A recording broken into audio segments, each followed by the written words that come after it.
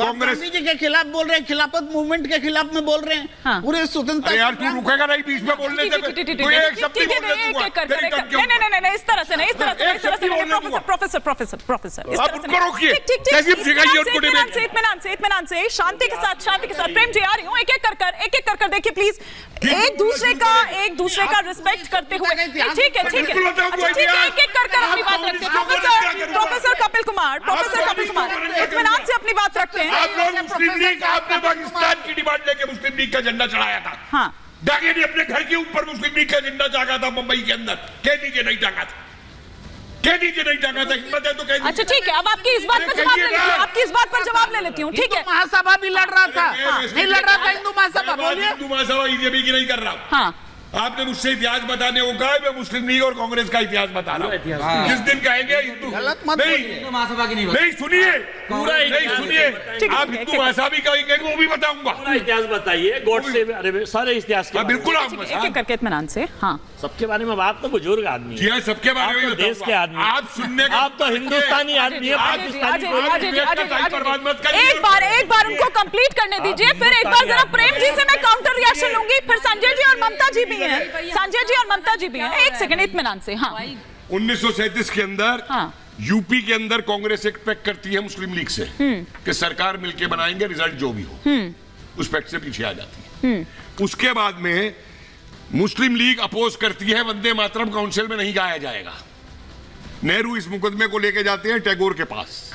सरदार सुभाष चंद्र बोस की चिट्ठी देख लीजिए, नेहरू को लिख के कहा है कि जो फेनेटिक लोग हैं उनकी इस डिमांड को मत मानिए, हम मुसलमानों से बात करने को तैयार है, लेकिन अगर इन फेनेटिक्स की एक डिमांड आपने मांग ली, अपीज कर दिया, तो कल को ये और डिमांड करेंगे। खुद बोस का लेटर है। लेकिन नेहरू ने दोनों कटवाए। देखिए मेरे को बीच में मत बोलिए, ठीक है।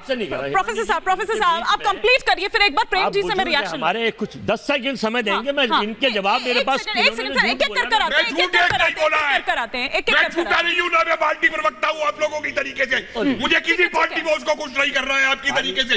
इतना चिल्लाने की एक सेकंड प्रोफेसर साहब थोड़ा सा शांत। अच्छा ठीक है, अभी तक आपने जो बोला है, अभी तक आपने जो बात की है, एक सेकंड अजय जी एक सेकंड अजय जी इस पर मैं प्रेम जी से चाहूंगी रिएक्शन। एक सेकंड अजय जी एक सेकंड रुकिए। अजय जी और बंगाल में प्रोफेसर साहब मैं आ रही हूँ, लेकिन अजय जी एक सेकंड होल्ड करिए, अजय जी होल्ड करिए, वरना मुझे आपका फोन लेना पड़ेगा, जिसमें एक सेकंड की सरकार थी, ये फैक्ट्स कह रहा हूं सर। आपके जो नोट्स है मैं वो ले लूंगी, नहीं तो थोड़ी देर के लिए इत्मीनान से एक बार जरा आपकी बातों पर प्रेम जी से काउंटर रिएक्शन ले लेती हूँ, फिर संजय जी और ममता जी का रुख करूंगी। ठीक है, कोई बात नहीं, लेकिन स्टेप वाइज चलते हैं। प्रेम जी, आप जिन बातों पर आपत्ति उठा रहे हैं, हम सिर्फ इतना कह रहे हैं कि इतिहास में सारे तथ्य हैं। आज़ादी से पहले हम लोग आज भी मानते हैं एक आज़ादी की लड़ाई हमने लड़ी है। उस आज़ादी की लड़ाई को हम खिलाफत को डिफेम करके हम बदनाम न करें। हम क्यों इस बहस में पड़ रहे हैं?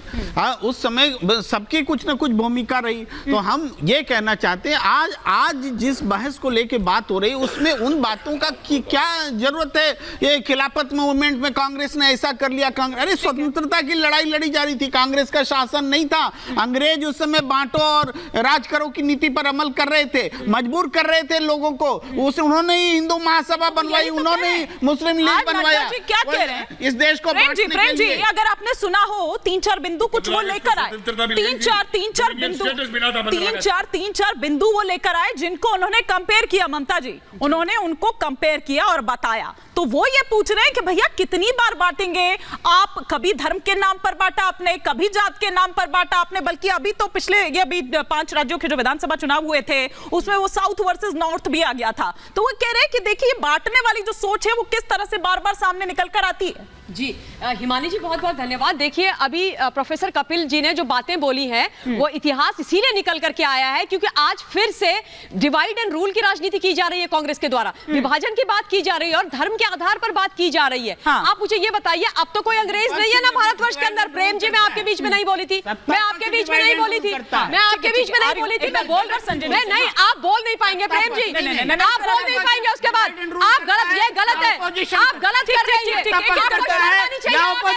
साथ दे रहे हैं, सत्ता पक्ष करता है या ऑपोजिशन। आप ऐसे लोगों से डिबेट कर रहे हैं, ठीक है, आप करवाइए इनसे डिबेट,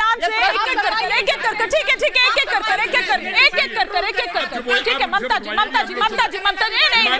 प्रेम जी थोड़ी देर के लिए एक बार ममता जी अपनी बात कंप्लीट कर ले, उसके बाद आप रखिएगा, प्रेम जी। अरे प्रेम जी, आप तो बहुत ही शांति प्रिय व्यक्ति हैं। ठीक है, नहीं इस तरह आप प्रवोक कर रहे हैं, नहीं, ठीक है, प्रवोक कर रहे हैं।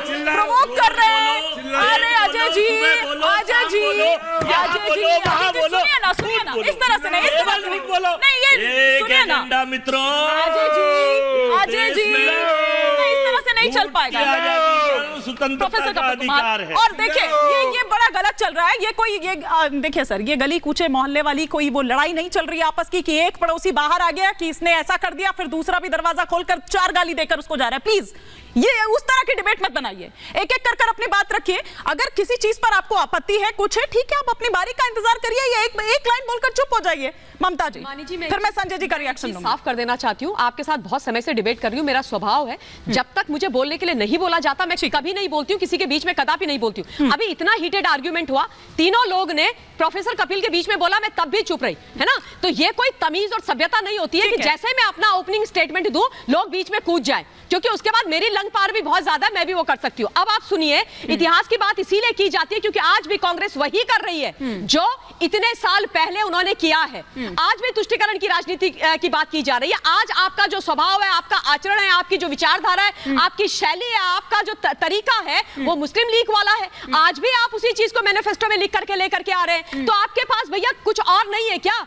आज भी आप इस देश का दोहन करेंगे धर्म जाति के आधार पर, लेकिन कि हमारे मैनिफेस्टो में और भी चीजें हैं, आपको वो नजर नहीं आई? आपको यही 3-4 बिंदु नजर आए? 13 बार माइनॉरिटी, 13 बार माइनॉरिटी और एक बार आप मेजॉरिटी लिखेंगे, उसका भी अर्थ से अनर्थ करके। तो अगर और दूसरा एक चीज और 30 सेकंड्स, ये कह रहे हैं कि और चीजें नहीं दिखाई दे रही हैं।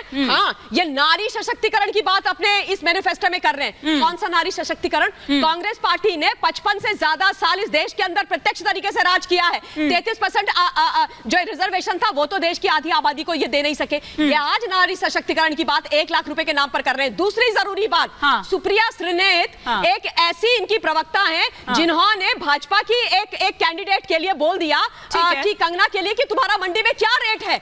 ये नारी सशक्तिकरण की बात ही कर रहे हैं। तीसरी बात, कांग्रेस वो पार्टी है आज की डेट में जिसको 2 महिलाएं सोनिया जी और प्रियंका गांधी वाड्रा गवर्न करते हैं, और उसके बाद इनका एक नारा था, लड़की हूं लड़ सकती हूं, का यूपी के चुनाव में। उसकी जो अर्चना गौतम नाम की पोस्टर गर्ल लड़की थी, उसको इन्होंने AICC के भवन के बाहर, आप जरा एक बार संजय जी से जरा एक रिएक्शन इस पर ले लेती हूँ। संजय जी, आप किस तरह से देख रहे हैं यहाँ पर? और वो थोड़ी देर पहले झंडे की भी बात हो रही थी, वो केरल की भी, और अभी मैं कुछ लोगों के बीच भी पहुंची थी। एक बार आपका रिएक्शन ले लेती हूं, तब हम उन लोगों की बात भी सुनवाएंगे कि वो किस तरह से देख रहे हैं इस मुद्दे को, उन पर क्या असर इसका पड़ता है। लेकिन पहले आपका रिएक्शन। देखिए, मैं समझता हूँ कि ये जो मुद्दे हैं, जो इतिहास है, उससे आज 2024 के चुनाव में सिर्फ भारतीय जनता पार्टी देश को फंसाना चाहती है। अच्छा, उससे कोई लेना देना नहीं है, क्योंकि यदि सवाल उठे तो आज़ादी के बाद 52 सालों तक RSS ने अपने मुख्यालय पे इसी देश के झंडे को, जिस तिरंगे को आज प्रधानमंत्री जी ने घर घर बंटवाने का काम किया, लगवाने का काम किया, उसे नहीं फहराया था। ये सब कोई जानता है, पूरा देश जानता है। तो ये षड्यंत्र में फंसाना चाहते हैं। दूसरी बात, पूरे भारत की जितनी भी पॉलिटिकल पार्टियां हैं वो 20% की तुष्टीकरण में लगी हुई हैं। वो कांग्रेस हो, सपा हो, बसपा हो, TMC हो, जितनी भी पॉलिटिकल पार्टी हैं, सिर्फ बीजेपी 80% के तुष्टीकरण में लगी हुई है। ये इतने समझदार हैं, ये सिर्फ अपने आप जो काम करते हैं तुष्टीकरण खुद करते हैं। 80-20 का चुनाव है। हाँ, इन्होंने कहा है